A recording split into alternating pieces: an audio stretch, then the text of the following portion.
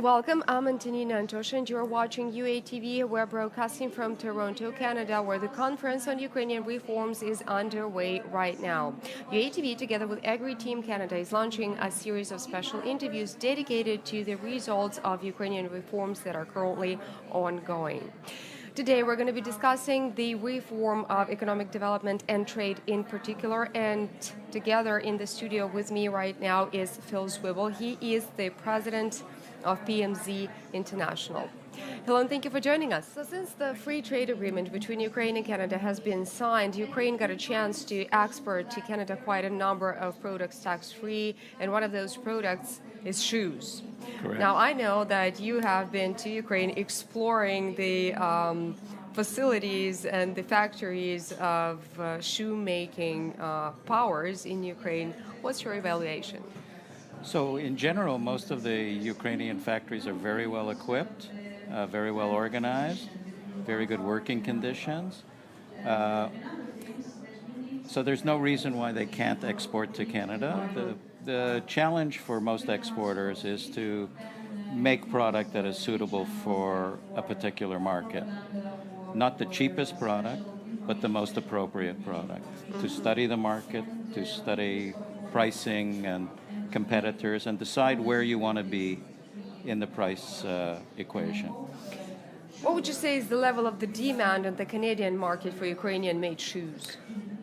Okay, the Canadian market is overflowing with shoes. So, from different countries, right? From different countries, yeah. We import about 98% of our shoes. So it's a very good market to sell shoes into.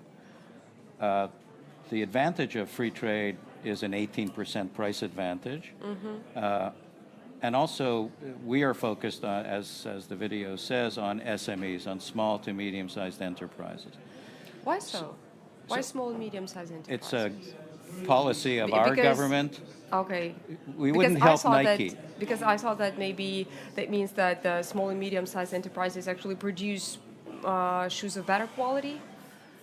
I guess it's a government policy not to help the people who could help themselves. So small family-owned businesses, that's who the government is focused on. And that means that they're small and flexible. They can be faster than a giant elephant-sized factory that has orders months and months in advance. So there's a lot of benefits to being small. And we've had really quite good success in the first 18 months of the free trade agreement and my work with Ukrainian shoe factories. So. Yeah. Well, do you think that the work is going to continue? Because before we've been discussing the interview and you said that almost no shoe producing facilities are going to be left in Ukraine or in Canada, for that matter, within the matter of several years to come. Why so? Okay, so in general, factory work is collapsing in the Western world. So there's almost no shoe factories left in Canada. There's almost none in the United States. And that's because we're not taking advantage of new technology. What's happening now is Nike and Adidas and those big companies are opening up small-scale factories in Canada and the United States and in Germany to take advantage of speed, because speed is important.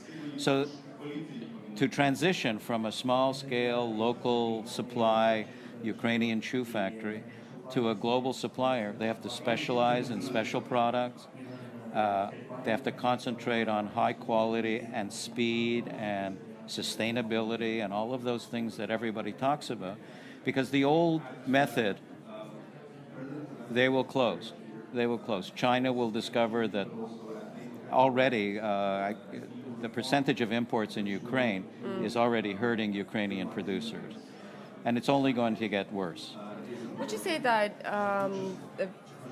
goods, and in our particular conversation, it's shoes of only high quality, is the key strategy to good sales?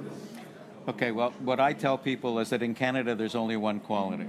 Perfect. There is no... Do Ukrainian shoes match? Yeah, well, they have to. They have to. So my role with the factories is to ensure that they understand that the shoes can't be crooked, they can't be dirty, they can't be this. So that's part of the evolution that this my work is building on with the factories that we're working with, is to get them to understand the quality that is expected. What's going to happen to the producers who are not so keen on producing shoes of high quality? Well, I would say the horizon is very short, 5 to 10 years. There's no reason for a general shoemaker to exist in the Western economy. The workers want higher wages. If you can give higher wages for higher efficiency. Higher efficiency comes with investment in the production. Okay. And that's the hurdle we're facing. We've already discovered that Canada that the Canada's powers of producing shoes is almost equal to zero. That means that the country is importing the shoes, right? Of high quality. We've also discovered that. Now, which country would you call the main and the best producer of high quality shoes? Well, if France is famous for wine, then Italy is famous for shoes. And our history that we know in the shoe business is that all good things in the shoe business come from Italy. I always say if you can sell shoes to Italy, you've hit a home run. So what we're trying to do with the Ukrainian factories is to have them compete with Spain and Italy and Portugal, and not compete with China and Indonesia and Vietnam, because they can't. You think that's possible? Yeah. To some extent. Within what time frame? Well, we're doing it now. We have sold shoes to the best Canadian retailer there is. It's the first order. It's the beginning. I always say the first order is hard. The second order is proof. Because if the shoes don't sell, the second order becomes impossible. Yeah. So right. it's our goal is to make sure the shoe is commercial and made right and fits well and everything, and then it's in the hands of making a statement. Then it's in the hands of the consumer, right? Well, thank you so much for coming to our studio tonight. My pleasure.